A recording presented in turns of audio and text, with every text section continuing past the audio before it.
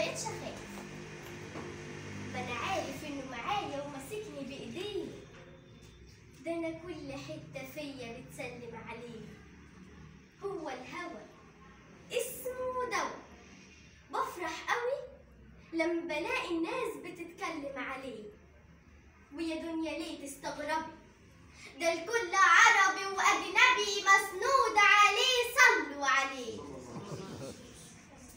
سيدنا النبي عاجز كلامي عن الوصول، لكن الحقيقة في قرب منه مش بلاقي أي خوف.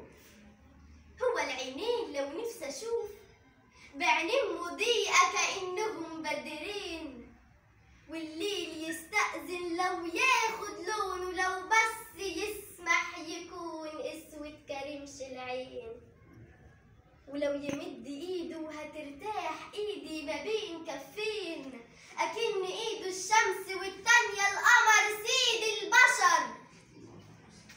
صدق الصبي ان النبي لما مسح بايده على خده ابتسم، اشتم ريحة العطر على كفوف النبي، ضحك النبي بين بياض السن لؤلؤ في السما، وانا كلما بشتاق سلام بروح له وبسلم عليه، صلوا عليه. يا مسلمين ليكوا السلام، ده من الحبيب المصطفى أول إمام. يا مسلمين ليكوا السلام، ده من الحبيب المصطفى أول إمام، هو اللي جه ينشر على الدنيا السلام. والعمر عمره ما اعتدى، هو الوحيد اللي افتدى دينه بحقيقة، وما تعبش في نص الطريق، ما كان لي ابدا واشتكى فعلا بكى لما ازور، لما دمت قدم الشريفه وقام دعا، لكن عمره ما ادعى. هو الوحيد اللي تلاقيه ابدا عليك دايما معه، انده لعمره ما يبعدك، وفي وقت ضعفك ينجدك.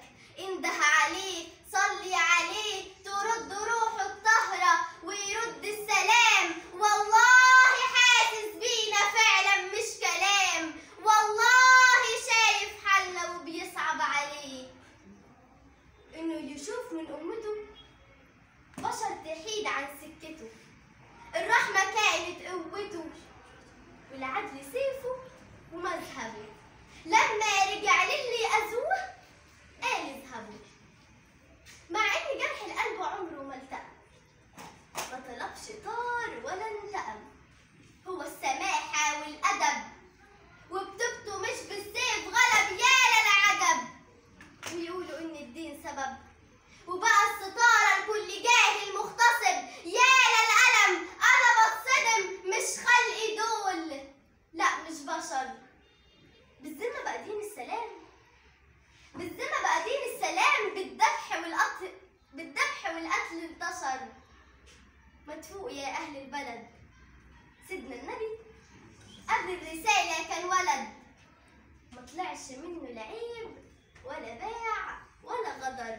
جبريل نزل بالوحي حتما في الميعاد، أول كلامه كان اقرأ واسجد واقترب. أول كلامه كان اقرأ واسجد واقترب.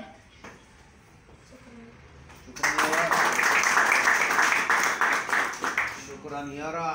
طبعا يارا معانا في كل الورش، احنا بنشكرها، وقبلها بنشكر والدها الجميل الباشمهندس مجدي ابو مرداش.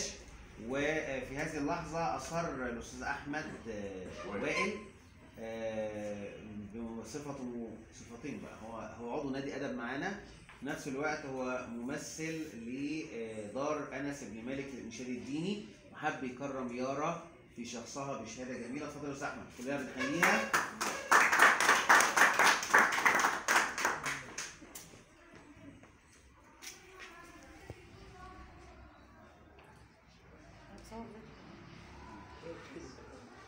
شكرا استاذ احمد وائل على اللفته الجميله، وبنعود الى الثوره الابتدائيه.